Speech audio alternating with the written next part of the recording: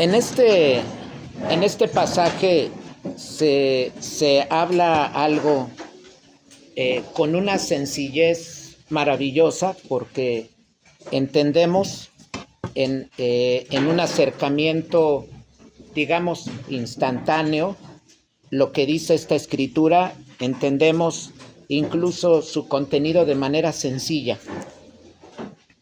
No obstante, hay que decir que, así como otros muchos pasajes de la escritura, tiene una profundidad muy grande. Y en particular, el contenido de este versículo está estrechamente ligado al marco doctrinal que encontramos en la escritura, y es algo sobre lo cual hoy vamos a reflexionar. Y el título de nuestro sermón ahora se da en una pregunta: ¿aborreces la mentira? Ese es el título del sermón. ¿Aborreces la mentira? Es el sermón número 6 del capítulo 13 del libro de Proverbios, y la base bíblica en la cual nos encontramos es Proverbios 13:5. Bueno, pues se habla de la mentira, y específicamente se habla de la palabra de mentira, y esto tiene un sentido determinado. Aquí es una mentira, desde luego, hablada. Se entiende cuando se dice la palabra de mentira, es algo que se habla. Y ese es el sentido de esa expresión. Por eso es una palabra, es algo que se dice. Pero también el pasaje también, es necesario aclarar que no trata de en qué cosas nosotros o el impío miente, ¿sí? No es un discurso este pasaje acerca del gran número de mentiras que se podrían dar, porque eso nos tomaría muchísimo tiempo empezar a hablar de todos los ejemplos en relación con cuánto se podría mentir. Entonces, no está hablando aquí de qué manera y de qué mentiras, o por ejemplo, del contenido de esas mentiras. Eso sí, no se está tratando en este pasaje. Es una palabra general. Sin embargo, sí habla de algo que es un corazón que tiene como costumbre ocultar.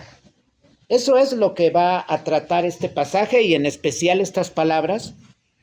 Entonces, repito, no se habla de las mentiras, de en qué y qué se puede mentir, del número de ellas, por ejemplo. Sin embargo, sí habla de un corazón que acostumbra mentir, que acostumbra ocultar. Bueno, y eso que se oculta, decimos, bueno, ¿qué puede ser lo que oculta? Porque es la palabra de mentira, oculta algo, ¿sí? Dice una cosa para ocultar otra, así como, por ejemplo, sucede con los niños que generalmente mienten. Para ocultar algo que hacen, ponen otras palabras, ponen otra cosa. Por ejemplo, ponen un suceso que no es, lo ponen encima del suceso real para cubrir lo que realmente ha pasado. Si, por ejemplo, un niño, digamos, no hace la tarea, le preguntan, ¿hiciste la tarea? Dice, sí, ya la tengo. Entonces su argumento es una suposición, un supuesto, algo imaginario, que es que él ya hizo la tarea. Pero con ese argumento él está tratando de ocultar que no la hizo. Entonces la mentira tiene que ver con algo superpuesto. Hay algo aquí que podemos decir es el hecho, lo que ha realmente sucedido, la verdad, y se pone algo encima, superpuesto, se pone algo que se coloca y que pues tiene la intención de cubrir lo que está debajo. Entonces, de eso es de lo que nos habla el pasaje. Bueno, pues eso que se oculta, ¿qué es? Bueno, solo puede ser algo adverso a la ley, es decir, algo contrario a la ley. Ahorita miraremos cómo con este pasaje vamos a hacer una construcción de argumentos. Nos vamos a dar cuenta del de la doctrina, del marco doctrinal involucrado en estas palabras. Bueno, decía que eso que se oculta solo puede ser algo adverso o contrario a la ley, porque en lo demás, por ejemplo, pues se vive de modo transparente. Cuando no se miente es cuando se vive de modo transparente.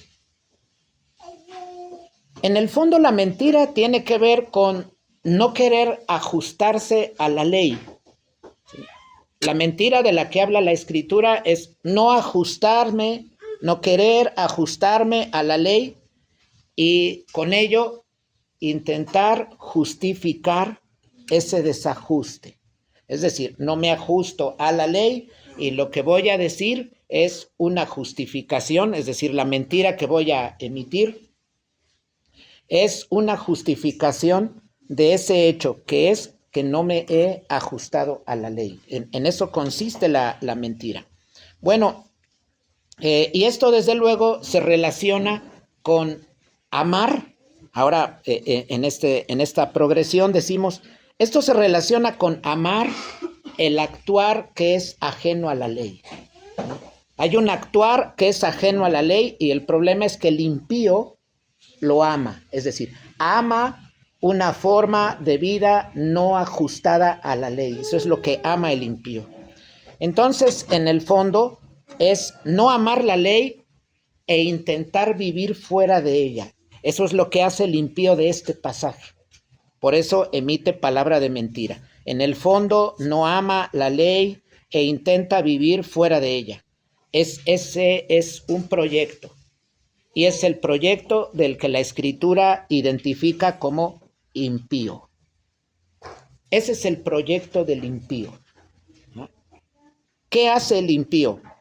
Bueno, ama el actuar constante, desde luego, fuera de la ley. Por eso, por otro lado, o decimos por el contrario, viene en contraste, el justo aborrece la mentira. Dice la Escritura, el justo aborrece la mentira, pero aquí hay algo interesante. Es que aborrece la práctica impía. No estamos hablando de una mentira particular. Estamos hablando aquí en un marco. La palabra de mentira, la que tiene que ver con un sistema de vida apartado de la ley, es un sistema que lamentablemente el impío ama, ¿sí? Un sistema de vida apartado de la ley, ese lo ama el impío y es precisamente lo que el justo aborrece. Aborrece la mentira porque aborrece la práctica de la mentira. Aborrece la práctica. Entonces, la mentira, debo decir, es solo lo que está en la superficie. La mentira es lo que está en la superficie, pero el justo aborrece la práctica que es ajena a la ley. Es decir, ¿qué aborrece el justo? Una práctica, una costumbre, una manera de vida, de actuar que es ajena a la ley. Entonces, el aborrecimiento del justo, del que habla esta Escritura, en el fondo es el aborrecimiento de un sistema. Es un sistema en que se desarrolla la mentira. Y ahorita iremos en este hilo argumentativo, ¿por qué ahora estamos hablando de esto?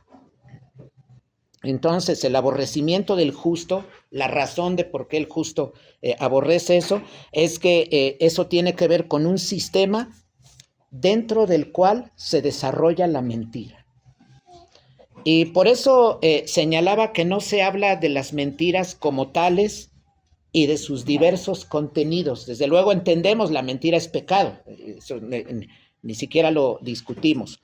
Solo es que estamos diciendo que el pasaje no está hablando de las mentiras particulares.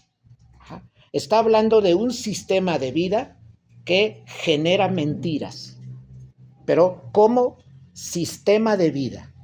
Esto es muy importante porque puede haber un creyente que diga, el pasaje estará hablando de mí, pero es un creyente fiel y por causa de la caída, de pronto, en alguna ocasión, en algunas ocasiones llega a mentir.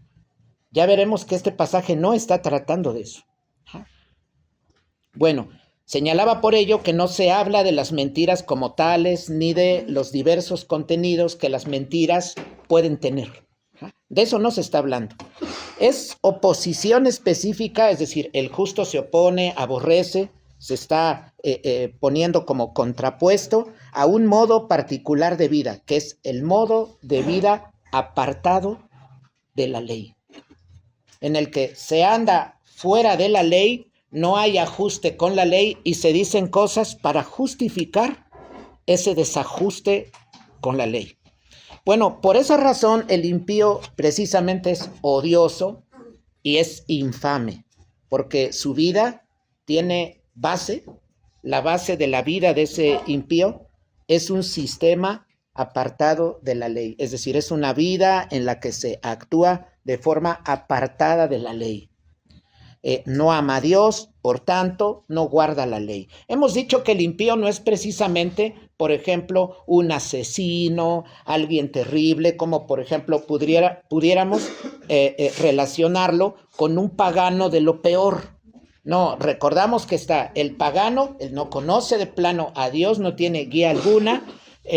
Está el impío, está dentro del pueblo del pacto, aquí en los proverbios. El impío es alguien que está dentro del pueblo del pacto, pero su vida constantemente es de desajuste con la ley.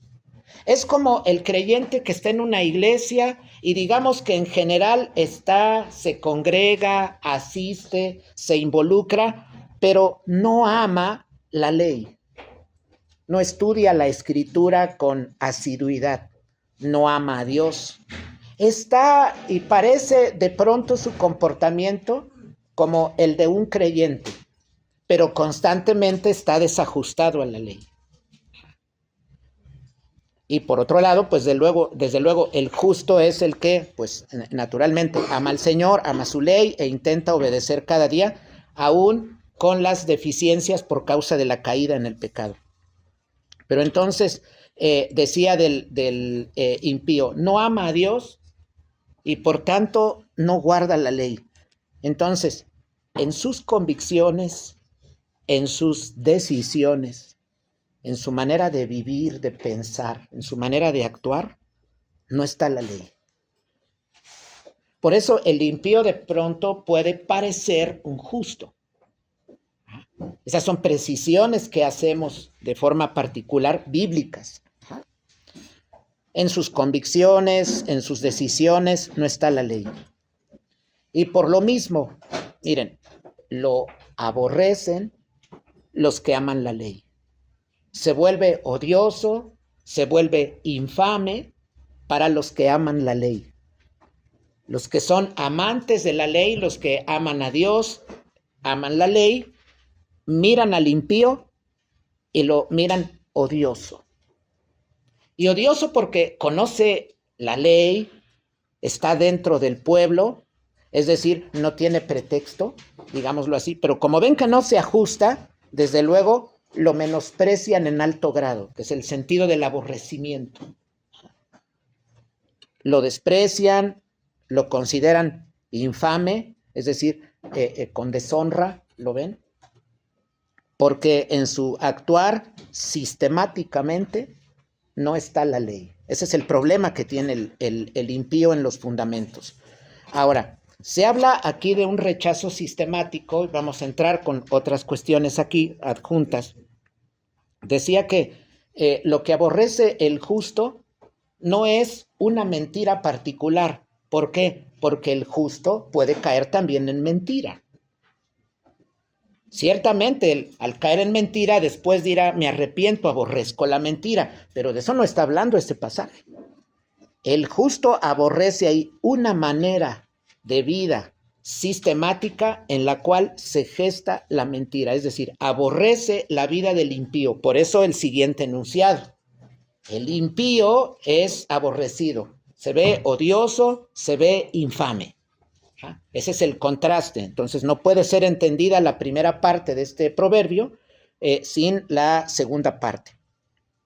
Entonces, esto no significa, también aquí hay que aclarar, no significa aceptación de las mentiras particulares. Cuando decimos que el justo aborrece un sistema, no se entienda, entonces con las mentiras particulares no hay problema. No, eso no estamos hablando porque pues todos aquí somos cristianos. Entonces todos entendemos que las mentiras pues son pecaminosas. Solo es que estamos diciendo que en este pasaje en particular no se está hablando de unas mentiras particulares, sino de una forma de vida en la cual está presente la mentira, porque porque tiene en el fondo un sistema de vida. Es decir, no, el impío no ama a Dios, no ama a su ley, tiene una vida apartada precisamente de la ley, y en ello se gesta la mentira, así surge la mentira. Entonces, por tanto, es una vida en la cual de forma común, pues de forma constante incluso, se miente. En general decimos, mira, en general es una persona que miente.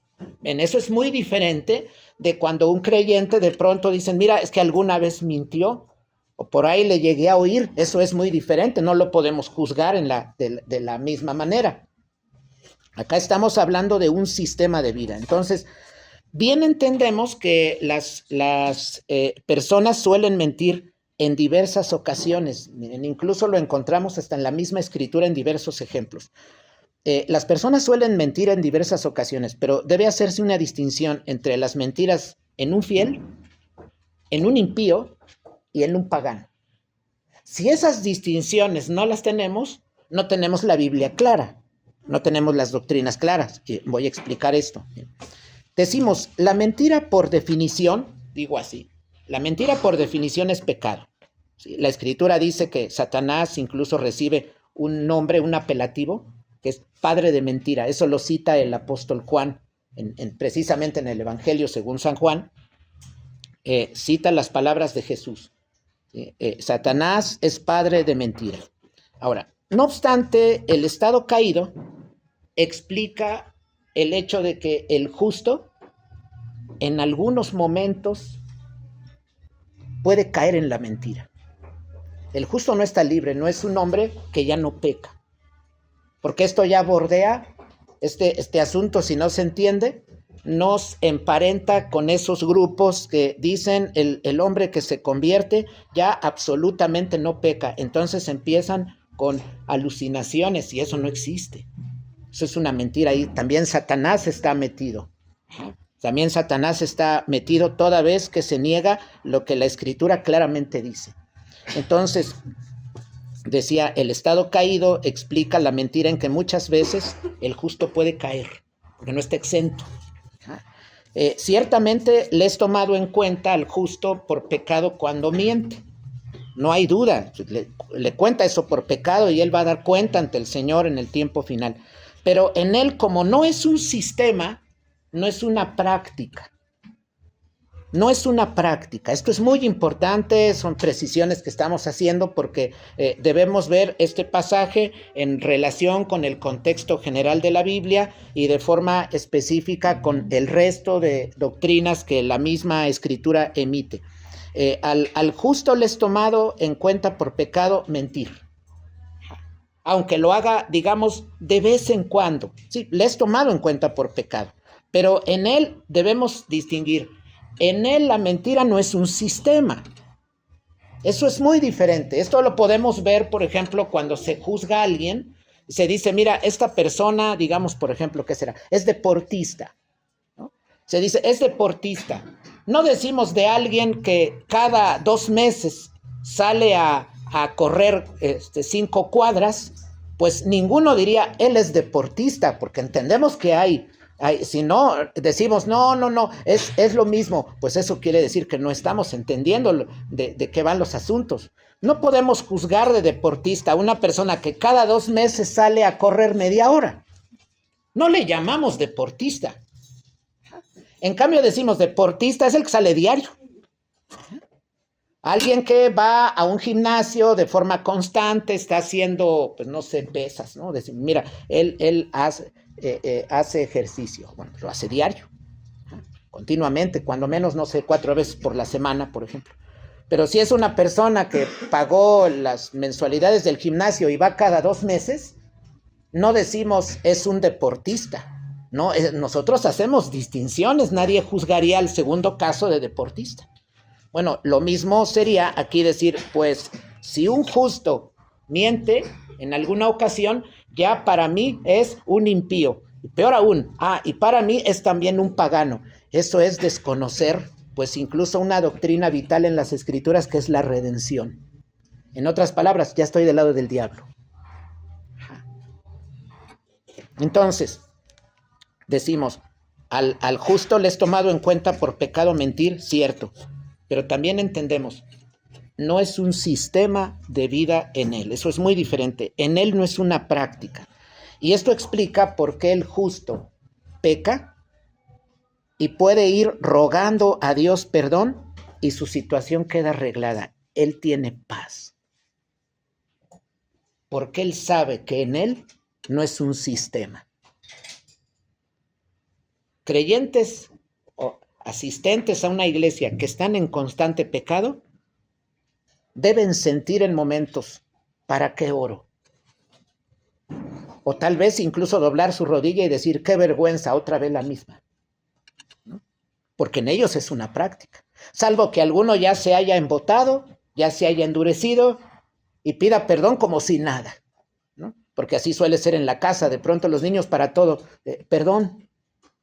O incluso adultos, ay, perdón, ¿no? Y vemos que lo hace seguido y entonces decimos, no, oye, pues le llamamos la atención, miramos que pides perdón de forma muy ligera y constantemente haces lo mismo, entonces le reclamamos, porque entendemos que su perdón no es franco, lo que él está pidiendo, la disculpa que está ofreciendo no es franca, no es congruente o bien no es legítima, porque lo miramos en ese acto de pecado constante, transgrediendo y transgrediendo la ley. Entonces, en el justo las cosas son de otra manera.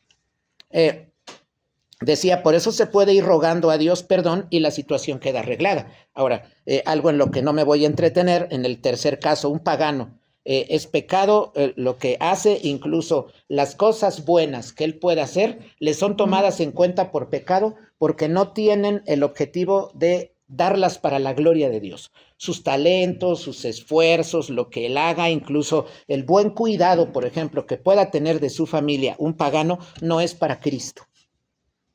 Él lo hace para él. Por eso es pagano, él no está en el pacto, él está fuera.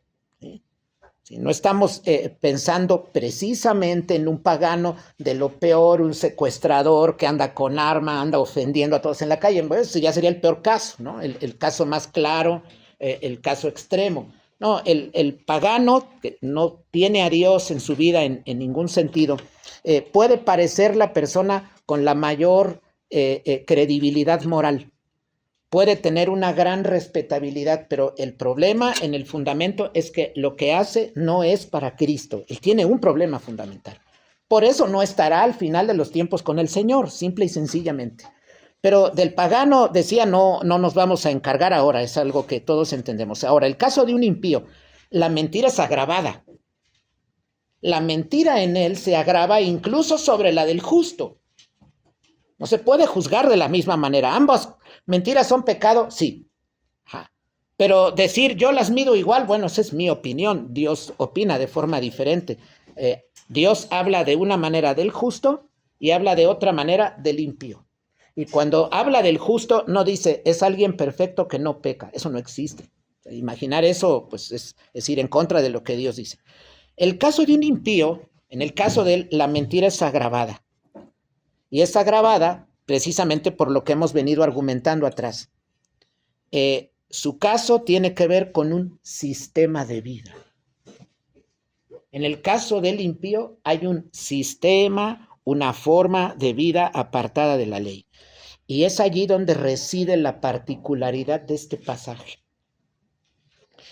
En relación con el marco general de la Escritura, si el justo aborreciera cualquier mentira, es decir, y con ello dijera el justo, yo no miento y no peco, implicaría un justo que en su vida jamás aparezca la mentira y el pecado. Y eso es una negación sencilla de las Escrituras, tan sencillo como es. no hay que ir a más, pero no se entienda, entonces tenemos permiso de pecar. Bueno, eso lo piensa alguien que le gusta el pecado, pero un creyente que está, decimos, al 100 en el buen sentido, entiende esto y dice, sí, y no precisamente está pensando que hay puerta abierta para pecar. Los creyentes entendemos que no es así. Pero creer que el justo de la Biblia no peca ni jamás miente, pues entonces ya no estamos en el camino de la Escritura, ya no estamos en el camino de la verdad, porque esto desde luego decía, no es justificación de la mentira, sino más bien advertencia de que eso tendría que extenderse a más pecados, es decir, el justo jamás miente, bueno, pues entonces jamás también hace esta otra cosa, jamás también hace esta otra, pues para pronto. Entonces el justo nunca en nada peca. Y eso pues no, la idea de un estado perfecto no está en la Biblia para el presente. No está, eso no es bíblico, ¿no? Incluso esa idea hay que decir que predomina en algunos grupos religiosos que afirman que el hombre una vez convertido ya no peca. Y eso genera muchos problemas en esos movimientos porque imaginemos, hermanos, nosotros mismos decir, a ver, a partir de ahorita ya no voy a pecar. Imagínense qué duro sería vivir así. Es una condena. Es un suplicio, hermanos. Nada más pensar, bueno, a ver, de ahorita ya no voy a pecar en absolutamente nada. No podríamos vivir. Pero si alguien dijera, entonces quiere decir que podemos pecar todo lo que queramos. Bueno, un creyente verdadero no piensa eso. Un creyente verdadero sabe que no debe pecar, pero también sabe que por causa de la caída, él peca. Pero no es su anhelo, mucho menos es un sistema de vida. Miren qué importancia, hermanos, de estos pasajes, porque ligan doctrinas en la misma escritura y nos dejan ver la unidad que se encuentra en todo el marco bíblico. Una idea en la que, por ejemplo, el hombre, una vez convertido, ya no va a pecar jamás, es una idea que abre las puertas al legalismo, como en muchos movimientos que se dicen creyentes, caen ya en el legalismo. Mira, es que no debes pecar, es que el creyente no peca. Imagínense, hermanos, pues el creyente continuamente peca. Pues, ¿qué sucede en esos movimientos? Se deprime la gente, piensa que es de lo peor. Y si el Señor le llama y le dice arrepiéntete y pasamos por las lágrimas, por el arrepentimiento, pues en movimientos así a la gente la tienen deprimida casi de por vida, porque se da cuenta de que no puede liberarse de su estado pecaminoso. Entonces ya no es vida para él. Ya no es vida, ya no funciona ese creyente bien, ¿no? Entonces, ahora, ver en el pasaje, por ejemplo, que la mentira es algo únicamente del impío y no del justo, si dijéramos la mentira es solo del impío, no del justo, es negación de la doctrina de la caída. Estaríamos negando la doctrina de la caída. Y de nuevo la advertencia por si se ofrece. ¿Esto está justificado mentir? No. No, pero estamos diciendo, la mentira no es algo único del impío, porque implicaría negar una doctrina fundamental en la Escritura, que es la doctrina de la caída. Cuando la doctrina de la caída se niega, tiene muchos efectos. Una de las cosas es, por ejemplo, que hace al hombre alguien altivo y ya no se siente merecedor, ya no se siente a alguien que merece la gracia, ya no se siente merecedor de la gracia, porque siente que en él hay algo que puede dar. Entonces, por eso las doctrinas están enlazadas así. La doctrina de la caída es una doctrina en absoluto fundamental en todo el marco bíblico. Entonces, por lo mismo decir que un cristiano que miente en alguna ocasión o que le ha pasado que miente, decir es que es un pagano, eso es un desvío doctrinal grave. No nos pone en contexto de la Escritura. Eso no nos pone en contexto con las doctrinas de la caída, de la redención, de la justificación, etcétera. Nos aparta de estas. No obstante, con todo esto, hay que decir que aunque la Escritura, señalaba hace rato, habla de ciertos personajes que mintieron, incluso personajes justos en la Biblia que mintieron, hay que señalar algo vital, que allí no se está hablando de un sistema de vida. Por ejemplo, el justo Abraham sabemos que miente y en otros casos en la Escritura. Pero con ellos no es un sistema. Por eso quien diga, entonces ya puedo pecar, esa persona está pensando en un sistema. Y esa persona está pensando como un impío. Pero un justo reconoce y dice, pues solamente como el apóstol Pablo, pues está alguno firme, mire que no caiga. Eso es a lo que nos lleva el claro entendimiento de la Escritura. Estamos por ello llamados, me acerco al final, a vivir una vida sistemáticamente en el marco de la ley, que es de lo que Dios ha dicho, de toda la Escritura. Nosotros tenemos ese llamado. Entonces, en ese sentido, la mentira asociada a la vida sistemáticamente apartada de la ley, es decir, la vida impía, resulta aborrecible a los ojos de Dios y a los ojos de los que aman la ley. Entonces termino diciendo que ese es precisamente el espíritu de Jesús, de los personajes bíblicos. ¿Qué hicieron ellos? Intentaron, bueno, el Señor Jesús lo hizo perfectamente, los demás intentaron guardar sus vidas en el marco de lo revelado. El justo aborrece la palabra de mentira, mas el impío se hace odioso e infame. Que el Señor bendiga su palabra.